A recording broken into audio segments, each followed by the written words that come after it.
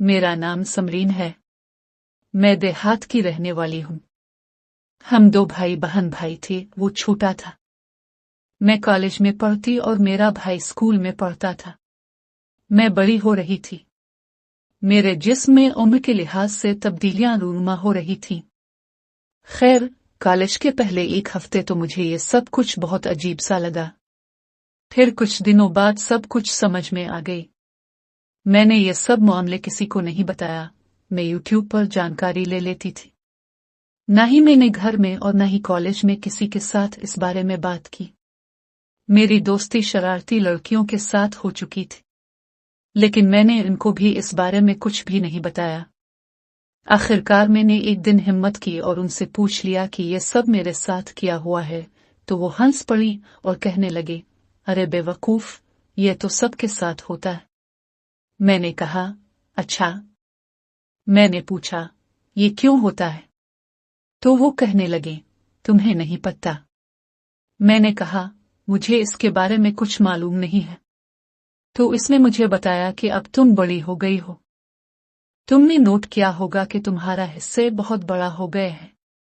ये सुनकर मैं शर्मा सा गई और हाँ में सर हिला दिया। मेरी दोस्ती सुनिए से काफी गहरी हो चुकी थी। अब हम एक दूसरे के साथ अपनी जाती जिंदगी के मामले भी शेयर करना शुरू कर दिए थे। एक दिन कॉलेज में मेरी एक दोस्त नौशीन ने मुझे कहा कि तुम रोमांटिक फिल्में देखती हो, तो मैंने कहा, नहीं, मुझे इसके बारे में मालूम नहीं था। तो वो कहने लगी, आज मैं तुम्हें दिखाऊंगी। मैंने भी कहा, ठीक है। शाम को वो मेरे घर आए। इसने मेरी बाबा को कहा, अंकल, मैंने आपके बेटी के साथ कॉलेज का काम करना है। तो पापा उम्मी ने इसको मेरे कमरे में भेज दिया और उसने दरवाजे को अंदर से लॉक लगा दिया और कहने लगी, आ जाओ, तुम्हें फिल्म दिखाती हूँ। मैं उसके पास जाकर बैठ गई। इसने मोबाइल पर वो फिल्म चला। जैसे ही फिल्म शुरू हुआ तो मैं हैरान हो गई, क्योंकि फिल्म में ऐसी चीजें थीं। मैंने इसे मना किया कि ये क्या दिखा रही हो, तो वो कहने लगी, अरे देखो तो सही, बहुत मजा आने वाली है। ठीक 7 मिनट बाद वाकई मुझे मजा आना शुरू हो गया। फिर उसने मुझे बताया कि ये सब कुछ क्या होता है। अब मुझे ये फिल्में देखने की आदत सी होने लगी थी और मेरे अंदर ख्वाहिशात पैदा होना शुरू हो गई। इसका बॉयफ्रेंड था तो वो एक दूसरे के साथ टाइम पास कर लिया करते थे, लेकिन मेरा तो कोई बॉयफ्रेंड ही नहीं था जो मेरे साथ वक्त गुजारे। आहिस्ता आहिस्ता मैंने खुद को पुरसुकून करना शुरू कर दिया। दिल में ये ख्वाहिश थी कि कब मेरा ख्वाब हकीकत का रूप लेगी। आखिरकार कॉलेज का पहला साल ऐसे ही गुजर गया। हमें सर्दियों की छुट्टियां हो गई थी। मैं घर पर फारिग थी तो मैंने सोचा कि नानी के घर कुछ दिन गुजार आऊंगी। मैंने वालिदा जान से इजाजत ली और अपने नानी के घर के लिए रवाना हो गई। मेरे मामू एक वकील थे। इनके 2 बेटे थे, दोनों ही मुझसे उम्र के मुताबिक बड़े थे। मामू के घर पहुंची तो मेरी बहुत मेहमान नवाजी की गई। मुमानी जान मेरे साथ रात गए बातें करती रही। अगले दिन मैं मुमानी के साथ बाजार शॉपिंग करने गई। हमने सारा घर का सामान खरीदा और शाम हो गई। शाम को वापस आ गए अपने घर। मैं बहुत थक चुकी थी। शाम को पेट भर खाना खाने के बाद मैं अपने कमरे में चली गई।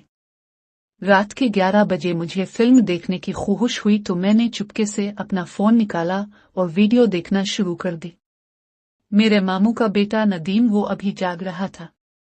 इसने खिड़की से ही मुझे देख लिया तो इसने कहा, ये सब तुम क्या कर रही हो? मैं ये सुनकर हैरान हो गई और उसको कहा, प्लीज, ये तुमने देख लिया है पर किसी को मत बताना।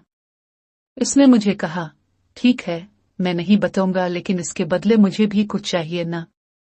मैंने कहा, तुम्हें जो चाहिए वो ले तुम, लेकिन प्लीज किसी को बताना नहीं। नदीम अपने कमरे में चला गया और मैं परेशानी के आलम में सो गई। सुबह मैं इसी खौफ में उठी।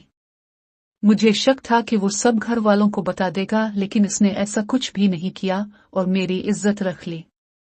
इसके अगले दिन मामू और मुमानी जान किसी दोस्त की यहाँ शादी पर जाना था। वो शाम को 6 बजे से घर से चले गए और कहा कि हमें वापस आने में सुबह हो सकती है। मामू का छोटा बेटा तालिब शादी पर साथ ही गया, बस नदीम ही घर पर थे। हम दोनों कजिन मोबाइल पर गेम खेलने लगे। 2 घुटने हमने खेला। मुझे प्यास बहुत लग रही थी तो मैं उठी और फ्रिज में पानी लेने के लिए गई।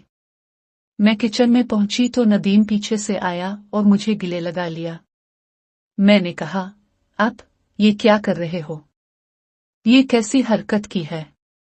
वो नहीं रुका और मुझे जोर से गले लगाते हुए कहा, अपने ही तो कहा था जो चाहूं मान लूं।